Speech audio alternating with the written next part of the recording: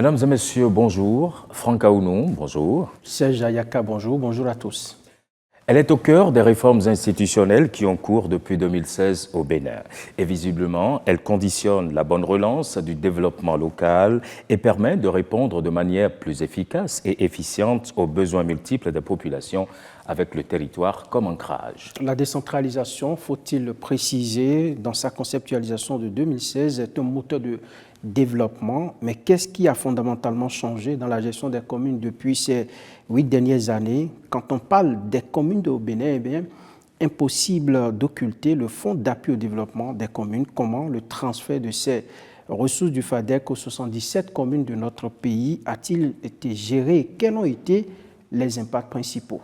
Dans les 52 prochaines minutes, nous ferons, avec Monsieur le ministre de la Décentralisation et de la Gouvernance locale, le point des 8 années d'exécution du programme d'action du gouvernement de la rupture dans le secteur de la décentralisation. Monsieur le ministre, bonjour. Bonjour, Monsieur Serge Ayaka. Merci d'accepter de répondre à nos questions. C'est un plaisir pour moi. Bonjour, Monsieur le ministre. Bonjour, Monsieur Franck Aounou. Quelles sont les principales réalisations du PAG dans le secteur de la décentralisation ces 8 dernières années? Merci beaucoup. Je vais dire d'abord bonjour aux téléspectateurs. Et les principales réalisations ces 8 dernières années dans le secteur de la décentralisation. Il y en a beaucoup, mais je vais peut-être en citer 6. Nous allons d'abord commencer par la fixation des 12 chefs-lieux de département du Bénin. Et ceci a été fait depuis le 7 juillet 2016 pour combler les insuffisances dans l'administration de notre territoire et mieux assurer l'encadrement de sa gestion. Comme vous le savez, pendant longtemps, les gouvernements successifs n'ont pas pu franchir le cap de désigner ces 12 chefs-lieux de département, soit par calcul politique ou par marchandage politique. Toujours est-il que le chef de l'État, M. Patrice Talon, dès sa prise de pouvoir, a pris la mesure de la situation et a fixé ces 12 chefs-lieux de département.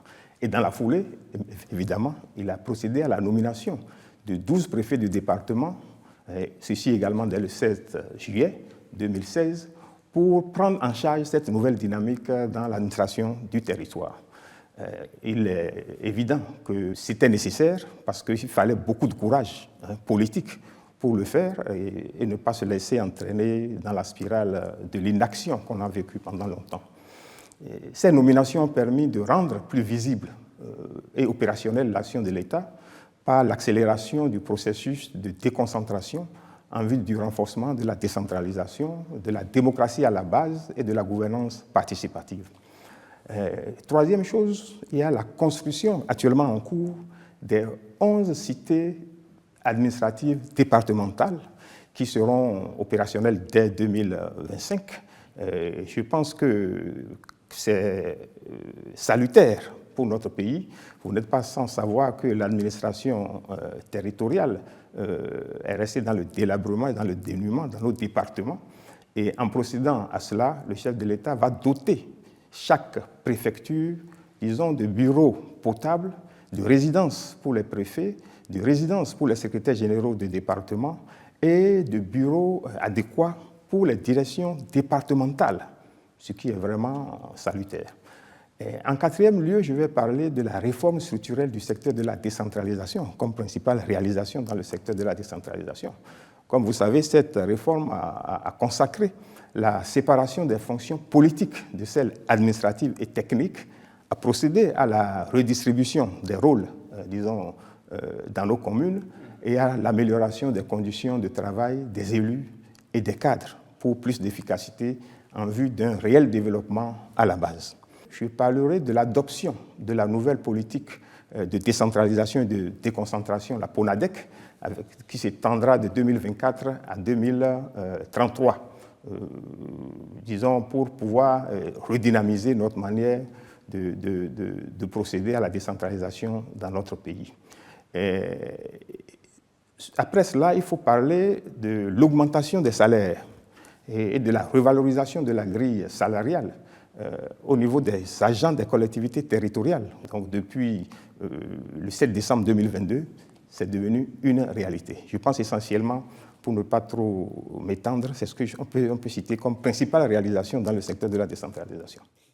Alors, Monsieur le ministre, au-delà de tout ce que vous venez de citer, et puis Franck l'a rappelé il y a quelques instants, on ne peut parler de décentralisation au Bénin et occulter le FADEC. Comment le transfert de ces ressources du FADEC aux 77 communes a-t-il été géré? Et puis, si vous le voulez, quels en ont été les impacts principaux? Depuis 2016, le gouvernement a augmenté substantiellement le transfert des ressources aux communes. Vous savez, vous avez parlé du FADEC, le Fonds d'appui au développement des communes, c'est le principal mécanisme de transfert de fonds du budget national vers les communes ayant l'autonomie financière et la personnalité, disons, juridique. Il faut quand même qu'elles disposent de moyens pour pouvoir fonctionner. Ainsi, sur la période de 2016 à 2023, près de 400 milliards de francs CFA ont été transférés du budget national aux communes à travers le FADEC, investissement, soit en moyenne 50 milliards par an, représentant plus de 2 fois la dotation d'avant 2016. Donc avant 2016, on était dans l'ordre de 22 milliards par an. Nous sommes aujourd'hui à 50 milliards par an transférés aux communes. Cela a permis évidemment de réaliser dans les 77 communes près de 7500 infrastructures socio-administratives dans divers domaines. Je vous fais grâce des détails, on va y revenir. Bien sûr. On va y revenir. C'est salutaire. Avant, le FADEC n'était pas utilisé dans les règles de l'art. Mais on peut se demander, avec un tel afflux de fonds, avons-nous l'assurance que ce serait mieux géré? Oui, évidemment, tout le mécanisme est en place à travers les audits et les structures de surveillance et de contrôle pour que ces fonds soient gérés à bon escient. Qu'est-ce qui donc a fondamentalement changé dans la gestion des communes depuis ces 8 dernières années, Monsieur le ministre? Depuis avril 2016 à ce jour, les interventions du gouvernement ont impacté positivement le secteur de la décentralisation. Ainsi, on peut noter une amélioration au niveau de la manière de gérer dans les communes, la production technique ou les prestations dans les communes ont été améliorées et donc la gestion administrative et financière des communes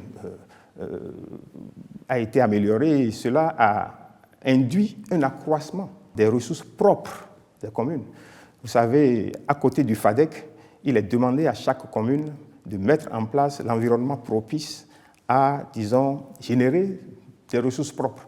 Et nous pouvons dire aujourd'hui avec fierté qu'avec cette réforme, nous avons assisté à l'augmentation des ressources propres dans environ 64 communes sur les 77, à certains endroits passant même du simple au triple. Les communes qui traînent encore les pas, nous sommes en train de faire le diagnostic et avec l'aide de la cellule de suivi et de contrôle de la gestion des communes, pour mieux les accompagner. Les accompagner pour qu'elles ne soient pas, disons, du reste. Il y a eu une amélioration de la qualité des actes ou bien des prestations fournies par les communes. Et également, le cadre de travail dans les préfectures et dans les mairies, ce cadre a été amélioré parce qu'il y a eu une professionnalisation des principales fonctions techniques et administratives. Avant, c'était laissé libre à chaque maire de recruter qui il voulait. Si ce n'est pas un partisan politique, c'est peut-être un proche. Aujourd'hui, ce n'est plus le cas, comme vous savez. Il y a un fichier national pour les principales fonctions administratives et techniques et le tirage se fait par les maires dans ce fichier au sort.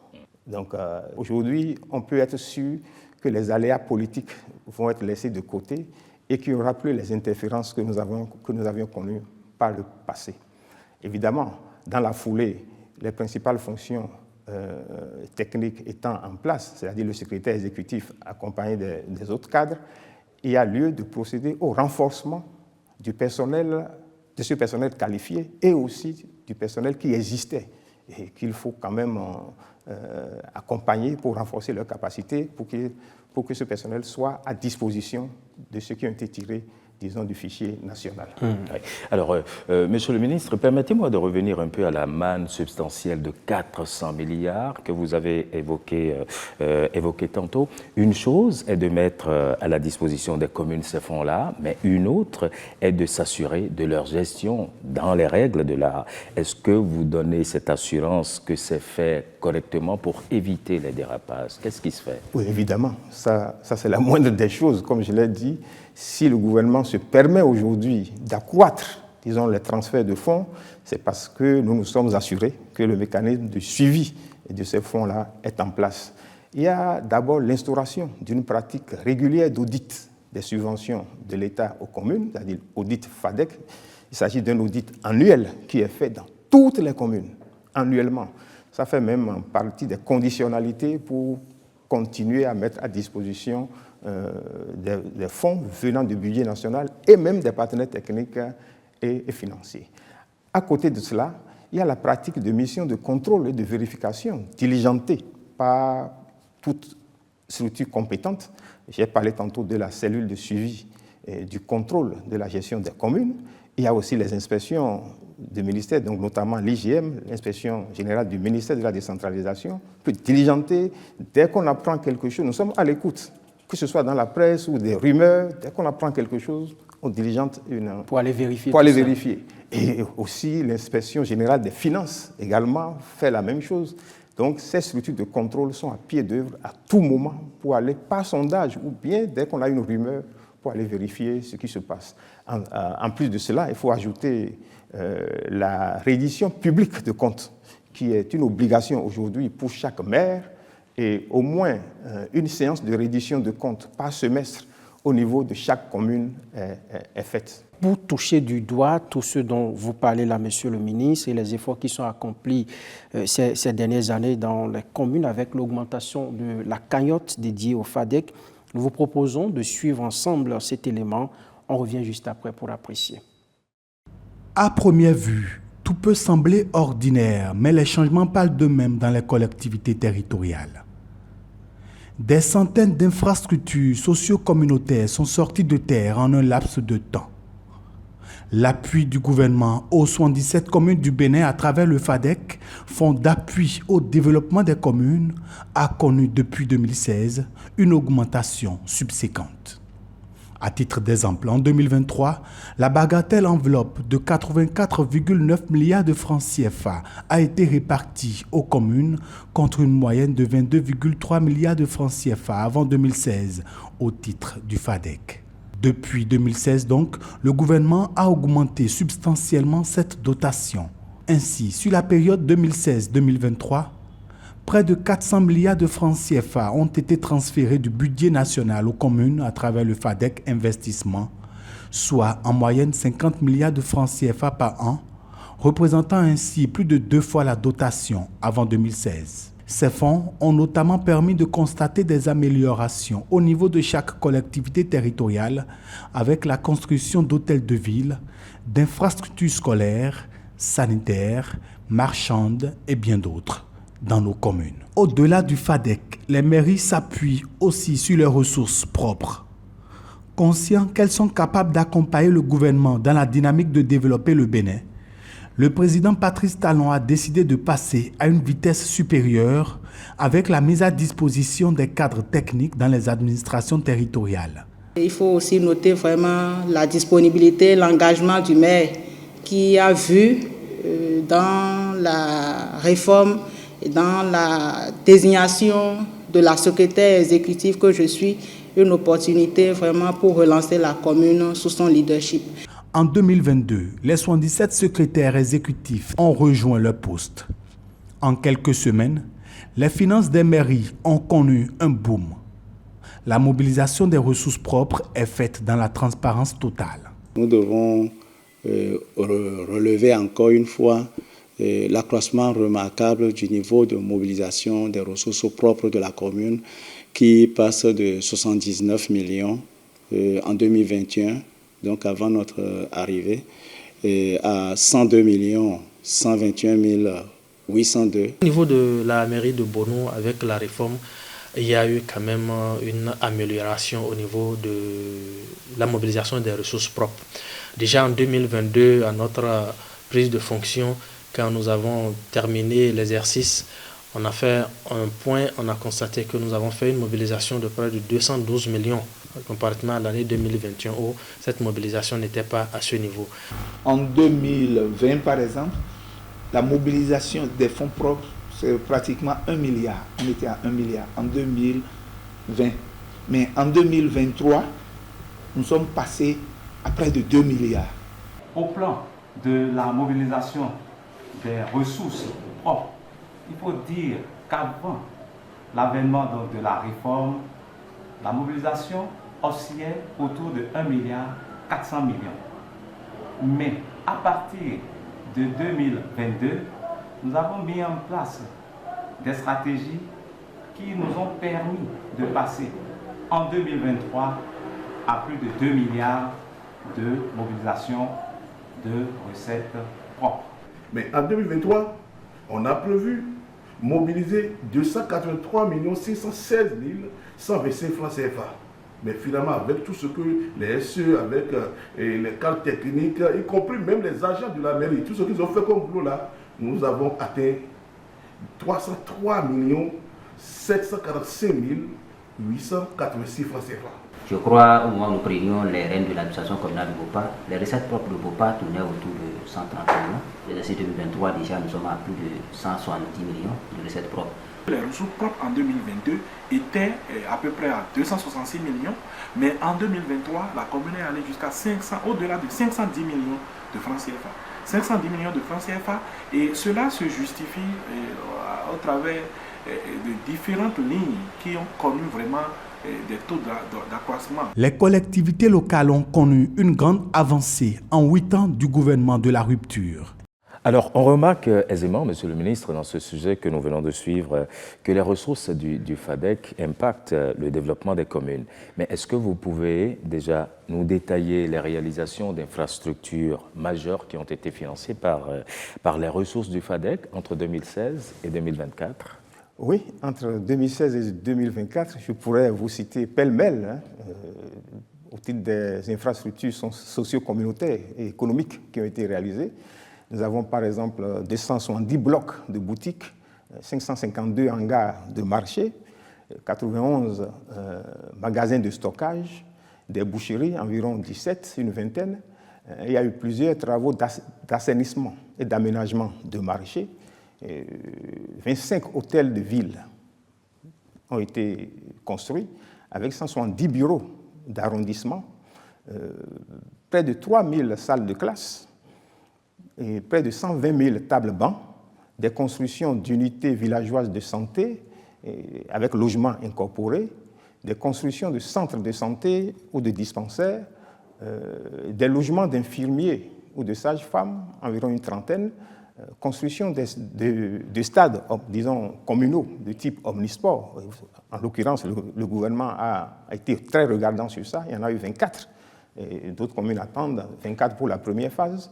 Et ce que tout le monde salue actuellement, il y a eu la construction de marchés d'arrondissement ou régionaux. Pour le moment, 35 pour la première phase. Et ça va continuer. Donc, quand on regarde tout ça, je pense que la physionomie ou le visage de nos collectivités territoriales est en train de changer. Parce que le patrimoine de l'État est en train d'être étoffé, et ce patrimoine, in fine, est le patrimoine des communes. Voilà qui est bien dit, Raphaël Akoteyon. Quelles ont été alors les réformes clés mises en œuvre dans le secteur de la décentralisation au cours de ces dernières années, et quels en sont les impacts? Je veux parler de ces 2 dernières années pour parler de la réforme structurelle sur le secteur de la décentralisation. Merci bien. Effectivement, la réforme principale ou fondamentale dans le secteur de la décentralisation est la réforme structurelle du secteur de la décentralisation. Et nous pouvons constater au cours des 2 dernières années, parce que la réforme, son implémentation n'a pas encore fait 3 ans, donc elle est en train de faire 2 ans et quelques, et nous pouvons noter déjà les changements fondamentaux, disons, dans sa phase active. Vous savez, c'est avec l'adoption de la loi numéro 2021-14 du 20 décembre 2021 qui porte disons, code de l'administration territoriale, tout a commencé par là. C'est cette loi qui a vraiment changé la donne dans le secteur de la décentralisation. Et désormais, c'est ce cadre légal unique de référence qui régit le secteur de la décentralisation. Fondamentalement, cette loi a fixé, disons, les nouvelles règles fondamentales de la gestion de l'administration territoriale en réaménageant notamment le mode de fonctionnement des communes. Donc, nous avons d'abord une recatégorisation des communes. Nous en avons maintenant 3. Les communes à statut particulier, elles sont au nombre de 4. Les communes à statut intermédiaire au nombre de 19. Et les communes à statut ordinaire qui sont au nombre de 54. Et tous les 10 ans, il y aura une revue pour voir comment ça va s'opérer. Évidemment, tout le monde va vouloir aspirer à devenir commune à statut particulier. Une forme de compétition. De compétition dans les communes. Et cette loi, après cette catégorisation, a redistribué les rôles. Le rôle du maire a été redéfini, ainsi que celui du conseil communal. Le fonctionnement de l'administration communale et territoriale a connu une innovation. Il y a un organe stratégique qui a fait son apparition, qui est le conseil de supervision au niveau des communes. Et à l'opérationnel, nous avons le secrétaire exécutif qui gère aujourd'hui nos communes, qui gère la commune à côté des élus. Et évidemment, le préfet conserve son rôle de tutelle en tant que représentant de l'État.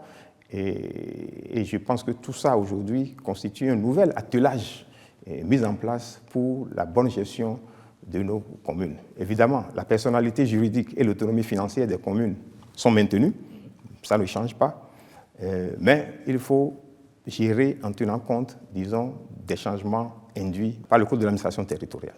Et je l'ai dit, ce code a fait apparaître des acteurs stratégiques, le Conseil de supervision. Le Conseil de supervision aujourd'hui est composé du maire, de ses adjoints et des 4 présidents de commission qui fixent les orientations, fixent les objectifs, proposent cela au conseil communal qui le valide, qui valide ses choix, ses orientations. Et une fois que c'est validé, c'est mis dans les mains du secrétaire exécutif qui, avec les 6 cadres tirés du fichier national qui l'entoure, ont la charge d'opérationnaliser ou d'exécuter ce que les élus ont décidé. Et donc il y a une professionnalisation, disons, de la gestion des communes.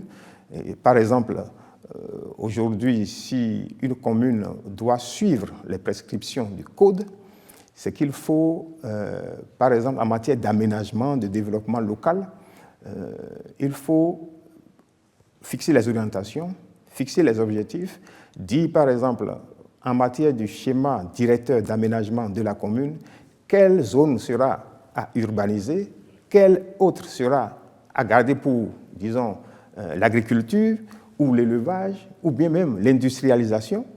Et quand tout cela est fixé, avec l'aide des cadres tirés du fichier national, qui sont des cadres d'un niveau ingénieur aujourd'hui, et l'appui des services déconcentrés de l'État en la matière, on pourra être sûr que d'ici quelques années, nos communes auront un visage vraiment digne, disons, de la modernité et répondront aux enjeux de la décentralisation. Oui. Alors, justement, parlant de cette réforme structurelle dans le secteur de la décentralisation, les citoyens se font leur petite idée des différents changements induits par la dite réforme sur le fonctionnement des communes. Dans l'élément qui va suivre, nous vous proposons de suivre l'avis de quelques-uns. Il est au-delà d'un visionnaire. Il est au-delà d'un visionnaire. J'ai servi dans les mairies, communes et tout ça là pendant 25 ans. Et j'ai vu tout ce qui se faisait, tout ce qui se passait. Mais avec l'avènement des SE au niveau des communes, ça arrête toutes les dérives. Ça arrête complètement toutes les dérives. Parce qu'ils sont, ils sont des élus, ils sont des hommes politiques et ils ont des redevances vis-à-vis de leur électorat. Et tout ça là amène les gens à ne pas pouvoir fonctionner normalement. On veut remercier les gens. On veut remercier les gens et ils passent à côté. Ils n'ont pas la main libre. Ils ont des parrains politiques, ils ont un électorat à défendre. Mais l'avènement des SE, ça arrête tout ça là. et complètement. À l'accoutumée, quand on venait ici, il fallait faire toute une file. Et là, je suis venu pour retirer un document. J'ai pu le faire en quelques minutes. C'est la preuve quand même qu'il n'y a plus de file. C'est la preuve que le service a quand même changé, quelque chose a changé. L'accueil, ça a changé parce qu'aujourd'hui, quand vous exhibez le nom du secrétaire exécutif, quand même tout le monde a peur. Tout le monde a peur et puis on est obligé de vous satisfaire. Ça, quand même, je crois que c'est à l'actif du gouvernement pour cette réforme et c'est à saluer. Dans les années passées, à Bono ici, notre manière de mobiliser les fonds était autre chose. Mais aujourd'hui, là, quand les réformes sont arrivées, on nous a, nous en tant que chefs de village, on nous a montré la voie par laquelle nous allons passer pour mobiliser les ressources. Beaucoup de choses ont changé en bien. Il y a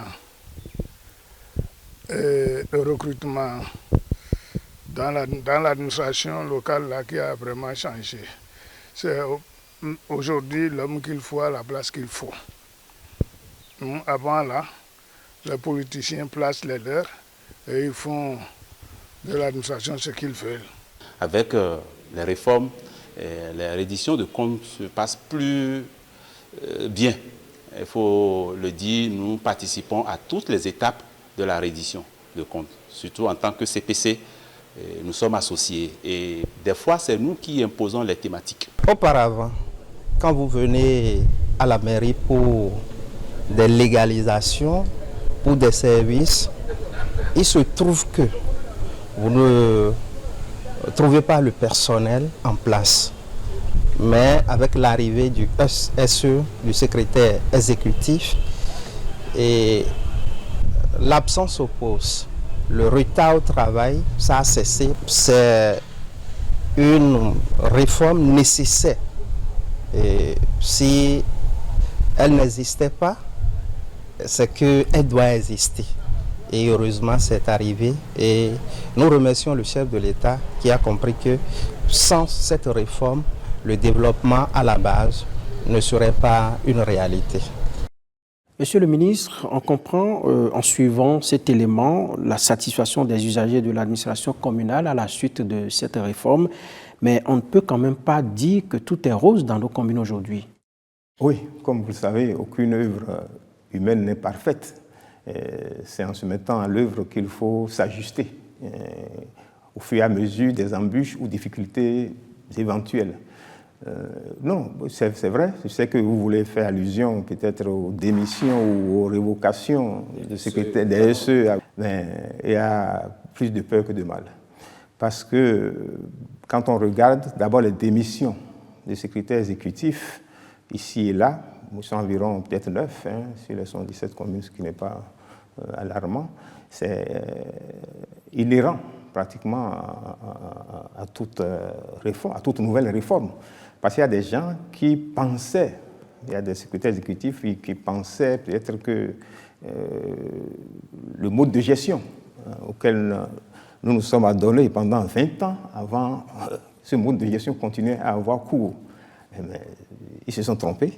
Et une fois sur le terrain, ils ont vu non, il y a tout un mécanisme pour que les fonds soient gérés dans les règles de l'art. Ce n'est pas parce qu'on est ordonnateur de budget qu'on va continuer à gaspiller les fonds. Donc, certains ont reconnu carrément qu'ils se sont trompés parce qu'il n'y a pas, disons, un terrain favorable pour qu'il y ait de fuite de fonds ou de dispersion de fonds. Et on ne peut plus s'adonner également aujourd'hui à l'improvisation. Le SE ne peut pas se lever et faire ce qu'il veut. Il faut se baser sur les décisions du conseil communal ou bien du conseil de supervision. Et le SE ne peut pas attribuer de marché à qui il veut. La personne chargée, la personne responsable des marchés publics est là pour ça. Elle doit suivre les procédures. Si le SE s'immisce dans la chaîne de passation des marchés publics, il va en répondre. Certains, ayant vu cela, ont rebroussé chemin, calmement. D'autres, puisque leur qualification est une qualification présumée sur papier, à l'épreuve des faits, il y en a qui n'ont pas pu répondre convenablement, et donc il y a eu des révocations.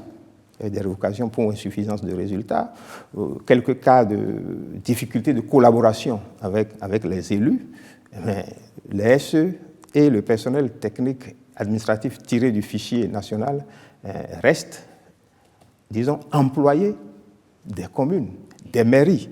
Et ce sont les maires qui signent leurs actes, disons, de recrutement.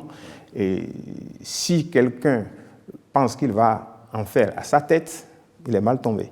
Donc, ce qui a eu comme démission, révocation, ça rentre dans ce chapitre. Et c'est pour montrer que la réforme est dans une dynamique où nous voulons optimiser, disons, aussi bien les compétences de ces cadres-là tirés du fichier national et les mettre en phase avec les enjeux de la décentralisation en respectant le code nouvellement voté. Donc il n'y a pas de problème majeur. C'est vrai, les maires ont signalé quelques difficultés de collaboration. Non, pas de collaboration, de consommation. J'ai parlé de collaboration déjà, de consommation des fonds, des ressources. Quand on regarde parfois, il y a des taux de consommation de budget qui ne sont pas à la hauteur des attentes. Et quand on regarde cela, c'est effectivement dû peut-être au noviciat des agents qui ont été tirés. Aux procédures qui sont parfois et aussi aux procédures. Mais nous avons déjà fait des rencontres, notamment avec les services du ministère de l'économie et des finances. On a cerné le problème et des recommandations ont été faites pour que ce processus soit fluidifié et que aussi bien dans la chaîne de passation des marchés que dans la chaîne de consommation des dépenses publiques, que tout soit, disons, fluide dorénavant. Et je pense avec cela, les taux de consommation des budgets communaux vont s'améliorer. Alors, vont s'améliorer. Au vu de tout ce que vous venez de citer, que faudrait-il encore améliorer selon vous, Monsieur le ministre? Ce qu'il faut améliorer, c'est le respect d'abord des tests. Le respect des tests. Il faut suivre les procédures édictées en matière de consommation des budgets, en matière de passation des marchés publics dans les mairies, et éviter que les structures de contrôle, aussi bien les contrôleurs financiers ou bien le trésorier communal, s'adonnent à des observations incessantes. C'est-à-dire que quand le secrétaire exécutif leur envoie un dossier, il vaut mieux faire en même temps toutes les observations. Il ne faut pas faire des observations de manière parcellaire. On fait des observations, on retrouve ça au secrétaire exécutif. Quand les gens se mettent à jour, en tout cas, donnent satisfaction à ces observations, quand ça revient chez le contrôleur financier, il en fait de nouvelles. Donc ça fait des va-et-vient qui allongent le délai, disons, de traitement des dossiers. Et c'est tout ça qui retarde, disons, la consommation du budget. Et comme je l'ai dit, le problème a déjà été cerné et je pense que ça devrait aller. C'est vrai que dans le cadre du programme d'action du gouvernement, dans le secteur de la décentralisation, nous avions parlé également du fonds d'investissement communal, le FIC. Le FIC est censé donner aux communes de nouvelles sources de financement. Sous quelles conditions les communes pourront recourir à l'emprunt, sous quelles conditions les communes pourront recourir à contractualiser dans le cadre d'un partenariat public-privé et autres. Il y a la finance climat, les changements climatiques aujourd'hui avec l'adaptation que cela appelle de notre part. Il y a des bailleurs de fonds qui sont prêts à aller dans ce sens. Et pour pouvoir consommer ces fonds verts et ces fonds liés au climat, au changement climatique, il faut des conditions, il faut mettre des balises dans les communes. Le FIC est censé poser, disons, les mécanismes pour que cela soit possible. Et c'est en cours. Aujourd'hui, il y a la cellule de suivi et de contrôle de la gestion des communes qui a travaillé sur le FIC. Et je pense que le comité stratégique va s'y pencher bientôt et le gouvernement fera les options qu'il faut pour que le FIC devienne une réalité. À long terme, on risque d'avoir des communes qui fonctionnent comme des entreprises, c'est ça? C'est vrai que la nouvelle donne aujourd'hui, la gestion axée sur les résultats est de mise partout, mais dans les communes, ce qui importe, c'est la valorisation des potentialités de la commune, tout en assumant, disons, la satisfaction des populations à la base. Et donc, ce ne sera pas fonctionner comme une entreprise au sens de chercher à maximiser le profit, non. Mais c'est chercher à satisfaire les populations, chercher à travailler pour le développement, disons, de la commune. Il faut que le visage que présentera nos communes demain, d'ici 5 ans, d'ici 10 ans, qu'on sente que, avec la réforme, vraiment, il y a eu vraiment une plus-value, quelque chose à bouger positivement. Et que le développement de notre territoire national soit vraiment équilibré. Il faudrait qu'il y ait un équilibre dans le développement du territoire. Alors, on entend parler aussi de la nomination de conseillers juridiques et de conseillers financiers pour les préfets. Toujours en droite ligne de la loi portant code de l'administration territoriale, il y a eu en même temps une réorganisation de nos préfectures, une redéfinition des attributions des préfets, du fonctionnement et de l'organisation des préfectures. Et dans ce sens, chaque préfet sera aujourd'hui entouré, je peux dire, d'un conseiller juridique et d'un conseiller financier, ce qui n'existait pas par le passé. En dehors de ces 2 conseillers-là, il y aura dans nos préfectures dorénavant 2 directions. Au lieu des services auxquels nous avons droit aujourd'hui, il y aura 2 directions. Donc cette nouvelle donne est en cours de concrétisation. Le décret a déjà été pris et les préfets sont actuellement en consultation pour faire les propositions allant dans ce sens. Mais monsieur le ministre, qu'en est-il exactement du CEFAL? Oui, le CEFAL, le Centre de formation pour l'administration locale, le CEFAL. Le CEFAL est à pied d'œuvre et est sollicité fortement dans le cadre de cette réforme.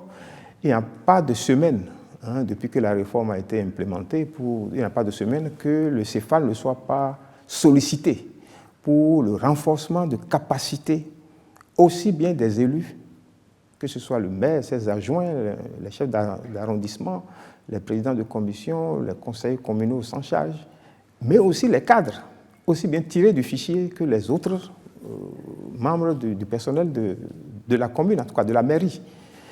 Il n'y a pas de semaine, je le dis, que des plans de formation ou de renforcement de capacité ne soient programmés de concert avec la cellule chargée du suivi et du contrôle de la gestion des communes pour pouvoir accompagner tous ces acteurs, disons, dans la mise en œuvre de la réforme.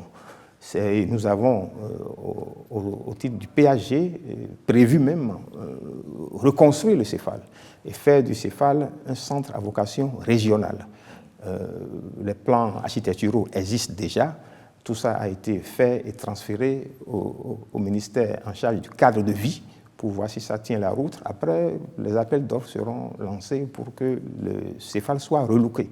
Mais en matière de compétences, le CEFAL est pleinement engagé dans la réforme structurelle du secteur de la décentralisation et travaille au quotidien. Serge, chers amis téléspectateurs, nous sommes au terme de cette émission bilan consacrée au secteur de la décentralisation. Nous avons entre autres évoqué la mise en œuvre du programme d'action du gouvernement dans le secteur, les réalisations effectuées grâce au fonds FADEC et nous avons passé en revue les défis des 2 années de la réforme structurelle dans le secteur de la décentralisation aussi. Et grâce aux explications du ministre, eh bien, nous avons pu comprendre que beaucoup de choses sont faites dans le secteur pour faire de nos communes des entités au service du développement. Monsieur le ministre, est-ce que vous avez autre chose à dire que vous n'avez pas partagé avec nous au cours de ces moments passés? Non, je ne pense pas que j'ai autre chose à dire, mais je peux quand même dire que depuis 2016, la décentralisation au Bénin a pris un nouvel essor, avec la volonté affichée du chef de l'État d'agir sur les manettes de performance du secteur. En conséquence, le gouvernement a posé les balises et les prérequis d'une meilleure gouvernance de nos collectivités territoriales décentralisées, pour faire d'elles le levier du développement à la base et renforcer, disons, la capacité des communes à faire à terme de grands investissements structurants à fort potentiel socio-économique afin de dynamiser l'économie locale, le tout pour créer dans nos communes les conditions de vie agréables, afin que les populations n'aient pas besoin de partir vers les grandes villes pour avoir accès aux services sociaux de base. Et les effets positifs de ces différentes actions qui procèdent de la mise en œuvre du programme d'action du gouvernement nous projettent vers un lendemain meilleur et garantissent à nos populations rurales et urbaines un plein épanouissement et l'identification de soi. Merci beaucoup à vous, Monsieur le ministre. Merci, je vous remercie. Merci Franck. Merci Serge. Merci à toutes et à tous. Bonne suite des programmes sur nos différentes antennes.